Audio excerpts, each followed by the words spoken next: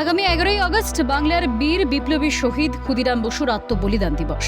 আর সেই বিশেষ দিনটির ঠিক আগেই মেদিনীপুর শহরের এক ঐতিহাসিক ঔপনিবেশিক স্মৃতিচিহ্নের নাম বদলের দাবিকে ঘিরে তোলপাড় জেলা রাজনীতি।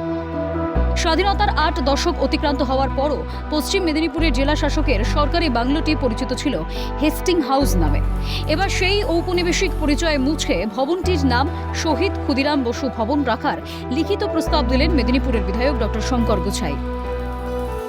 বিধায়ক ডক্টর গুছাই জেলা শাসকের কাছে পেশ করা আবেদনপত্রে স্পষ্ট জানান, দেশের স্বাধীনতার জন্য যারা আত্মবলিদান দিয়েছেন তাদের স্মৃতি এবং অবদানকে নতুন প্রজন্মের সামনে তুলে ধরার দায়িত্ব রয়েছে স্বাধীন দেশের প্রশাসনেরও। তাই হেস্টিং হাউস এর নাম পরিবর্তন করে শহীদ ক্ষুদিরাম বসুর নামে ভবনটির নামকরণ করা হলে তা শুধু নাম পরিবর্তন নয়, বরং স্বাধীনতা সংগ্রামীদের প্রতি যথার্থ শ্রদ্ধা নিবেদন হবে। দেখুন, স্বাধীনতার এত বছর পরও পশ্চিম মেদিনীপুর জেলা শাসকের যে বাংলো তার নাম আছে হেস্টিংস হাউস। তাই আমি মনে করেছি এটা অত্যন্ত দুর্ভাগ্যজনক, আজকের দিনে অপ্রাসঙ্গিক। তাই শহীদ ক্ষুদিরাম বসু ভবন এই নামকরণ করার দাবি জানিয়ে আজকে লিখিত আকারে মাননীয় জেলা শাসককে আমি জানিয়েছি যে মেদিনীপুর শহর হচ্ছে ঐতিহাসিক শহর, মেদিনীপুর শহর হচ্ছে স্বাধীনতা সংগ্রামীদের পীঠস্থান, এখান থেকেই বিপ্লব তৈরি হয়েছে।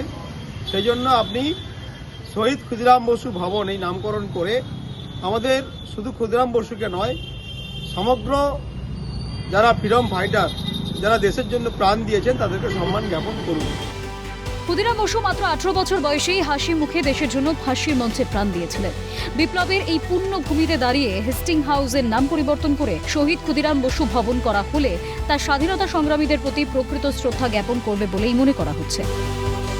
বিধায়কের এই প্রস্তাব পাওয়ার কথা স্বীকার করে মেদিনীপুরের জেলা শাসক বিজিন কৃষ্ণা জানান, প্রস্তাবটি খতিয়ে দেখে সব দিক বিবেচনা করে পরবর্তী প্রশাসনিক পদক্ষেপ গ্রহণ করা হবে।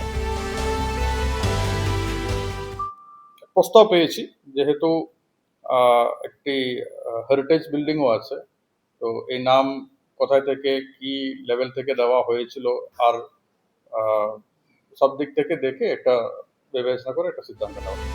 পরাধীনতার গ্লানি মুছে ফেলে নিজের শহরের ভূমিপুত্রকে যোগ্য সম্মান জানানোর এই উদ্যোগ কেবল একটি নাম বদলের লড়াই নয়, বরং মেদিনীপুরের প্রতিটি নাগরিকের আবেগের প্রতিচ্ছবি। পশ্চিম মেদিনীপুর থেকে অভিষেক চক্রবর্তীর রিপোর্ট, ক্যালকাটা নিউজ।